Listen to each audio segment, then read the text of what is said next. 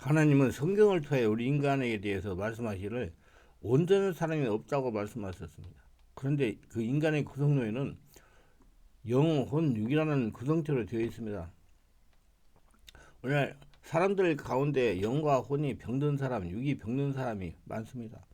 예수님은 영혼이 병든 사람들을 치유하시고 온전하게 하시기 위해 이 땅에 오셨기 때문입니다. 어떤 일은 육신의 질병에 대해 굉장히 민감하면서 영적인 질병에 대해서는 너무나 무감각합니다.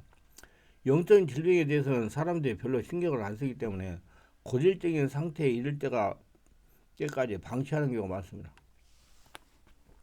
이런 게 5장에 나오는 나만이라는 아람 나라 장군이 문둥병에 걸렸습니다. 그 나라는 부유한 나라로서 치료할 수 있는 약도 많이 있었을 것입니다. 그러나 그는 당대 엘리사라는 선지자가 하나님부터 대단한 능력을 받고 역사하는 소문을 듣고 엘리사에게 옵니다. 근데 그에게 엘리사는 그의 영혼의 질병에 먼저 손을 대서 되는 흔적이 있습니다. 그는 육신적으로 문둥병을 고침받기 전에 먼저 영적인 질병이 교만을 버리고 겸손해진 변화가 일어났던 것입니다. 그가 문둥병을 고침받고자 엘리사가 갔을 때 유단강에서 7번 목욕하라는 말을 듣고 처음에는 분노했습니다. 그래서 그는 그냥 돌아가려고 했어요. 그때 그 부하가 만류하기를 만일 더 예언자가 이 더 더러운 일을 하라고 요구했다가 장본인은 그대로 했을 것입니다. 근데 겨우 강에 가서 씻기만 하면 몸이 깨끗하게 된다지 않습니까? 하지만 강으로 가서 씻기를 고민했습니다. 나만이 내려가서 하나님의 사람이 말씀대로 요단강에 7번 목을 잠그니 그 사이 여전하니 어린아이 같이 깨끗하게 되었다라고 그랬어요. 11개 5장 14절. 나만의 겸손한 태도 변화는 그에게서 해결받아야 할 제일 중요한 문제가 해결되는 기적을 경험하게 되었습니다. 영적인 질병이 먼저 치유되고 그 다음 육신적인 문제가 해결되는 대표적이라고 할 수 있습니다. 그 하나님 오늘날도 어느 누구에게나 역사하십니다. 인생의 문제는 그의 지위가 높든 돈이 많든 많이 배운 사람이든 상관이 없이 누구나 다 있는 법입니다. 전 과학기술 장관인 장근모 박사는 종교 성결교회 장로입니다. 이제 과학 분야에서도 뛰어난 석학이라 할 수 있는 정 박사가 예수님을 영접하게 된 이유가 있습니다.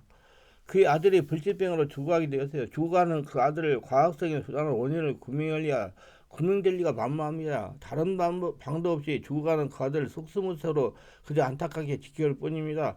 누구나 자식은 다 귀한 것이지만 정 박사 부부는 그 아들을 너무나 소중한 아들이었어요. 사랑스러운 아들이 죽음을 앞둔데 고통을 못 느껴 신음하고 있는 모습을 볼 때 이분도 괴로워 번번이 잠을 이루지 못하고 뜬 눈으로 밤을 새웠다고 합니다.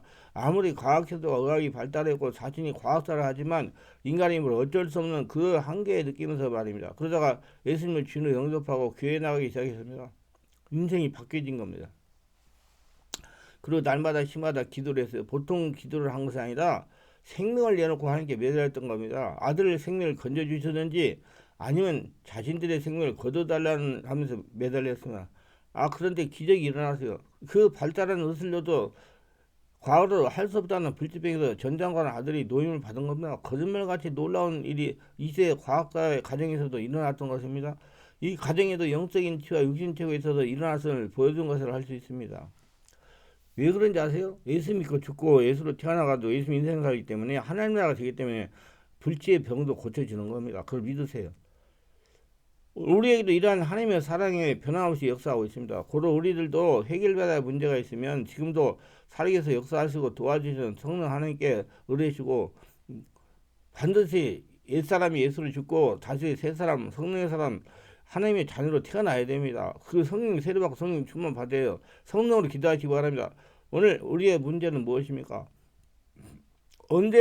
어떤 문제 때문에 실망하고 있습니까? 그 이유가 무엇입니까? 그 이유와 문제만 잘 살피신다면 주님의 능력으로 해결받은 밤을 받을 수가 있습니다. 그러나 그보다 먼저 근본적인 문제 의식을 잘 이해해야 됩니다. 그러고 나서 그것을 고치는 노력을 해야 됩니다.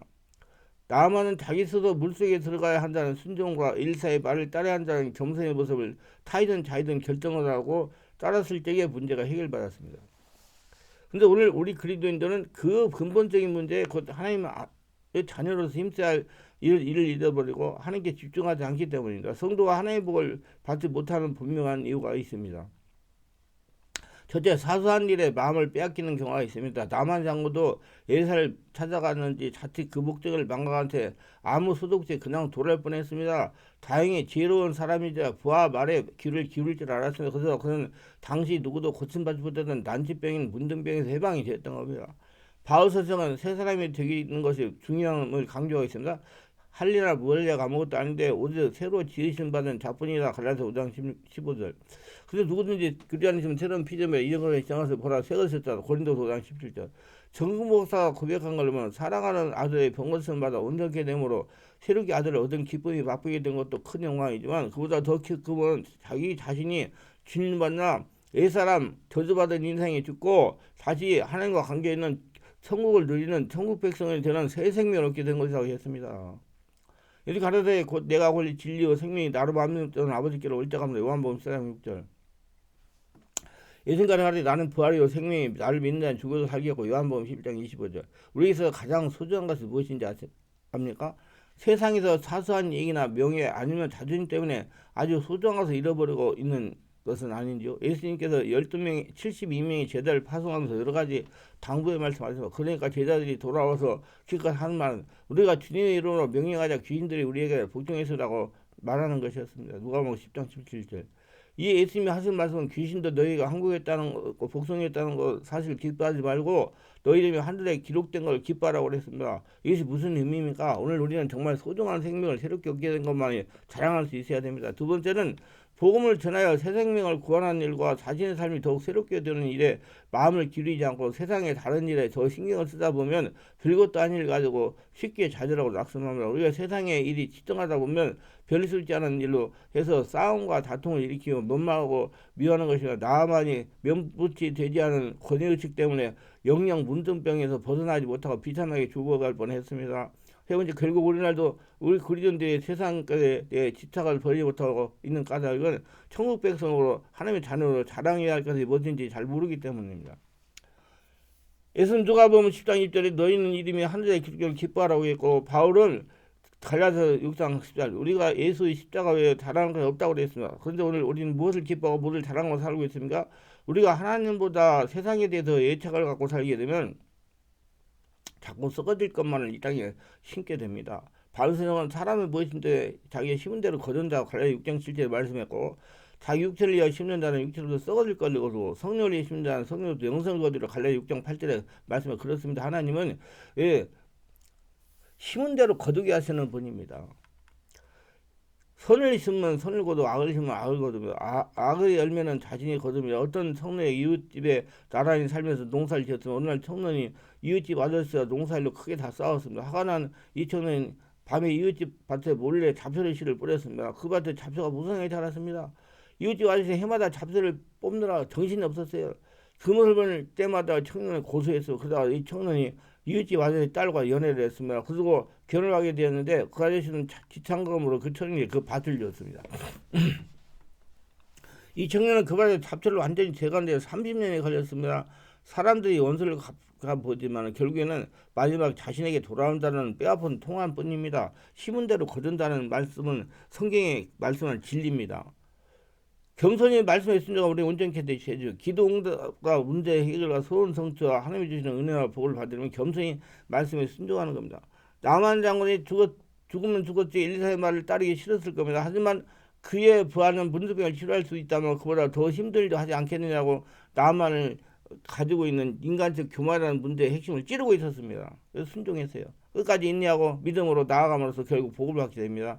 바울 선생은 우리에게 우리가 선을 행하되 낙심하지 말지니 피곤하지 않으면 때가 이르면 거둔다고 갈라디아 6장 9절에 권면해주고 있습니다. 주님의 진리를 따르는 우리가 믿음으로 인내하지 못하고 세상 명예와 권위의식에 사로잡혀서 서로 다투고 싸우면 우리 스스로가 우리를 배반하는 것입니다. 우리가 추구하는 바가 정말 세상 것이 아니라면 혹 세상의 유혹에 이끌려 다투다가도 다시 주님께 돌아와 우리가 추구하던 바에 무엇인지 세상 깨닫게 합니다. 마치 나만이 1, 2, 4일 만나려던 목적이 무엇인지 깨달은 것처럼 그러면 하나님께서는 다시금 우리를 은혜의 잔치에 초대해 주실 겁니다. 그럼 우리가 맛보며 살아야 할 것은 결코 이 세상의 것과 속히 비교할 수 없을 깨닫게 해주실 것입니다. 찬송가 493장을 보면 나 이제 주님의 새 생명 얻은 몸 옛것은 지나고 새 사람이로다. 그 생명 내 맘에 강같이 흐르고 그 사랑 내게서 해같이 빛난다. 영생을 맛보며 주 안에 살리라. 오늘도 내일도 주 함께 살리라. 주 안에 감추인 새 생명 얻으니 이전에 좋던 것 이제는 값없다. 하늘의 은혜와 평화를 맛보니 찬송과 기도로 주 함께 살리라. 영생을 맛보며 주 안에 살리라. 오늘도 내일도 주 함께 살리라. 아멘. 우리는 우리의 것을 찾아야 됩니다. 하나님 나라 자녀로서 마땅히 누려야 할 복을 찾아서 그 복을 누려야 됩니다. 옛사람은 예수 믿을 때 죽고 다시 예수로 태어나가지고 하나님의 나라, 하나님의 자녀, 예수 인생을 살기 때문입니다. 그래야 우리가 왜 예수를 믿어야 하는지 우리 자신이 새롭게 인식할 수 있고 다른 사람이 더 생명할 수가 있습니다. 세상 사람들이 자랑하는 것 가지고 그들과 똑같이 우리도 그들 속에서 끼어 서로 비교하고 서로 잘났다고 경쟁을 하게 되면 도대체 무엇 때문인지 예수 믿는 것인지 목적을 상실하고 말 것입니다. 그게 아니고 이것이라고 담대하게 말할 수 있으려면 우리가 그들 앞에 내세울 수 있는 것이 분명해야 됩니다. 그들이 우리가 추구하는 가치를 모를 것 같지만 그들 마음속에도 하나님의 사랑이 남아있기 때문에 우리가 확실히 믿음 가지고 살면 그들도 신하면서 죽게 돌아오게 되어 있습니다. 그러므로 우리는 먼저 내가 변화된 모습으로 살아가야 됩니다. 예수를 죽고 예수를 태어나가지고 예수님의 인생을 사는 모습으로 변화가 되어야 됩니다. 아주 우습고 난센스적인 재미있는 이야기가 있으면 아주 옛날에 한 검은 고양이가 네로가 미남 청년을 사랑이 됐다면 이 고양이는 미의 여신 아프로디테라는 신에게 자신의 여자로 만들려고 간청했습니다. 고양이의 딱한 사정을 가엾이 여긴 여신은 고양이를 아름다운 처녀로 만들어줬고 이 민남 청년은 첫눈에 그녀에게 마음이 사로잡혔다. 이들은 첫날 밤에 아프로테이션 고양이가 의무로 변신만 한 것이 아닌지 확인하기 위하여 신방에 쥐 한 마리를 넣어보았다. 그러자 처녀가 된 고양이는 자신이 누구인지 어디 있는지 까맣게 잃은 채 침대에서 뛰어내려 쥐를 잡기 시작했다. 여신은 화가 나서 처녀의 블랙옷으로 되돌려버렸다는 이야기입니다. 변화된 본인의 신분을 망각하며 이런 고양이 같은 경우를 침몰해버린 게 된다는 겁니다. 우리는 성령으로 깨달은 말씀대로 사는 일에 박차를 가해야 됩니다. 변화된 삶을 사는 일에. 꽃가미 예를 들면 아무리 떫은 꽃가미라도 껍질을 까고 꼬쟁이 껴서 햇볕에 잘 쬐면 달고 맛있는 꽃감이 된답니다. 이처럼 인생도 그 영혼을 회개하는 날카로운 꽃생으로 꿰뚫고 더러운 행위와 말을 제하여버리고 하나의 은혜의 빛을 쬐면 이전에 맛없고 떫은 감 같던 사람이라도 맛있는 꽃감으로 변화됩니다. 성령은 바르게 살려는 사람이 역사합니다. 이웃에게 복음전을도 병행해야 됩니다. 나만 장군의 그 종이 엘리사에 관한 얘기를 들려주지 않았다면 영영 나만은 구원받지 못했을 것입니다. 우리 자신이 부족함에도 불구하고 우리 복음을 전해야 됩니다. 우리가 그들을 구원할 능력이 없습니다. 다만 우리는 그들에게 예수를 소개할 뿐입니다. 때렸던 듯 못했더니 복음을 전할 뿐입니다. 예수가 우리 구세주가 되시는 분이라고 말합니다. 그들이 너나 구원받으라고 조롱할지 몰라 그들이 그런 말을 하는 데는 우리도 책임도 있겠으나 그들에게 복음을 전하여 복음을 받아들이고 안 받아들이는 것은 그들 자유입니다. 그래서 그들은 구원받고 안 받고는 그들 책임인 겁니다. 우리는 다만 그들에게 전해야 할 책임이 있습니다. 변화된 사람의 모습을 살면 힘이 들 때도 있어요. 곧 나 자신을 새롭게 하고 다른 사람을 구원할 일을 낙심치 않고 계속하다 보면 결국 하나님이 우리의 손을 들어 복을 주실 것입니다. 이 세상 일에 무슨 일이 힘들지 않은 것 하나도 없습니다. 남을 흉보고 다니는 일도 그리 쉬운 일이 아닙니다. 남의 일을 하고 다니는 것도 그리 쉬운 일이 아닙니다. 왜 더러운 일을 하고 다니는 것도 그리 쉬운 일이 아닙니다. 나쁜 일을 하고 다니는 것도 그리 쉬운 일이 아닙니다. 모사를 꾸미려 다닐 때에는 대체적으로 남의 눈이 띄지 않으려고 밤에 다니는 것을 봅니다. 군사 쿠데타 역사도 대체도 몇몇이 쉬면서 들이키지 않으려고 무척 긴장을 하면서 아주 어렵게 목숨을 걸고 했던 것을 볼 수 있듯이 악한 일들도 그리 쉽게 되는 일이 아닙니다. 하물며 영혼을 살리고 좋은 세상에 기쁨을 살아야 한다는 천국복음을 전하는 일을 하려 할 때도 어찌 힘들지 않겠습니까? 이 좋은 일이란 무엇입니까? 복음을 자의 생명을 구원하는 일이다. 그리고 우리 스스로가 말씀에 순종하고 변화를 받아 새 사람이 되려는 노력을 해야 됩니다. 더러운 팔자가 사주팔자가 죽고 예수님 팔자로 사는 것을 노력을 해야 됩니다. 무엇인지 이웃에게 베푸는 건 좋은 일이지만 자신이 좀 도움을 받은 사람이 되려고 힘쓰는 일 무엇보다 그리고 누구에게나 좋은 선물입니다. 그리고 혀를 잘 사용해야 됩니다. 오순절 성령님에서도 하나님 모든 지체적으로 먼저 사로잡은 것 제가 혀입니다. 말이 바꿔졌어요.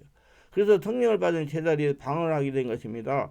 곧 무너진 언을 회복하게 되는 것이 오순절 사건입니다. 그러면 성령이 오시면 제일 먼저 발이 변합니다. 사도행전 2장 27절 자녀들은 예언할 것이요 젊은이들 환상을 보고 늙은이는 꿈을 꾼다고 그랬습니다. 이는 곧 말이 변합니다. 그러니까 그 사람이 말을 들으면 성령 소문 받았는지 하나님의 사람인지 마귀의 사람인지 안 받았는지 부정적인 사람 긍정적인 사람인지 알 수가 있는 겁니다. 이렇게 말을 변하는 사람의 행동이 변화되기 시작합니다. 말이 변화되기 행동이 변하죠. 그러나 많은 사람이 보는 것, 말하는 것, 생각하는 것 성령이 하는 것이고 행동하는 것은 자신이 힘으로 한다고 생각하지만 성경은 그렇게 말씀하고 있지 않습니다. 행동도 성령이 주장한다고 말씀하죠. 내 안에 주님이 계셔서 내 행동을 주님이 지배하시는 주님의 뜻이 나타납니다. 그래서 마귀가 내 안에 있어서 내 행동을 지배하면 마귀의 행동이 나타납니다. 그 행동은 누구의 지배를 받는가를 알 수가 있어요. 요셉이 하나님의 지배를 받으니 그 행동을 보고 보디발 장군이 바로가 그를 요셉을 인정해 지가 본 자리를 주고 요셉은 행동을 주장하시는 하나님 인정하고 찬송했습니다. 다니엘이나 그의 세 친구 사장 메사가 아베느고도 그랬어요. 모두가 변화된 행동을 인정받는 것입니다. 그럼 오늘 우리도 성령님을 통해서 우리의 행동이 변화되어야 됩니다. 보는 것뿐만 아니라 말하는 것도 생각하는 것도 그리고 행동하는 것까지 성령으로 변화될 때 주님이 주시는 축복된 삶을 살 수가 있고 더 나아가 나의 삶을 보고 많은 사람들이 주님의 이름으로 높이고 영광을 돌리게 될 것입니다. 그리고 마지막 변화되는 것이 환경입니다. 그 환경이 변화되어 사람이 변화되는 게 아니라 변화되는 사람의 환경이 변화된다는 사실. 이런 아담의 죄를 짓고 저주를 받은 아담이 사는 땅이 저주를 받고 가시 엉겁을 내는 것과 같은 이치입니다. 그러니까 땅의 문제가 아니라 사실입니다. 예, 땅이 문제가 아니라 사실. 집이나 장소가 문제가 아니라 사실이에요. 그래서 그 사람이 문제인 겁니다. 내가 문제예요. 그 사람이 어떤 사람이냐, 그 사람이 성령이 하는 사람, 변하는 사람이냐 하는 게 중요한 겁니다. 그러니까 예수님 고치고 예수를 태어나가 예수 인생 살게 만드는 거예요. 그러니까 그러면 성령이 오셔가지고 바꾸는 거예요. 그러니까 그렇게 장사가 안 되는 것이 주인이 바뀌니까 장사가 잘 됩니다. 그런데 우리 환경의 조건을 탓하지 말아야 돼요. 문제는 환경에 있는 것이 아니라 내게 있고 성령님께 달려 있습니다. 그리고 우리가 잊지 말아야 할 것은 우리의 이름이 하늘나라에 기록되어 있다는 겁니다. 이를 기뻐하고 긍지로 여기면서 날마다 승리하며 살아갈 것입니다. 우리의 소망은 생명과 기쁨이 충만한 영원한 나라입니다. 영원한 나라의 진실로 소망하는 사람은 세상 일에 바르게 사는 일을 중단하지 않습니다. 바로 바른 선택을 하고 살게 하는 일 게을리하지 말아야 하늘나라의 시민이 될 수 있고 영원한 천국에서 영원히 살 수가 있습니다. 지금은 이 땅에서 완전히 온전히 하나님의 말씀에 순종하고 하나님과 맞은 사람이 되어야 됩니다.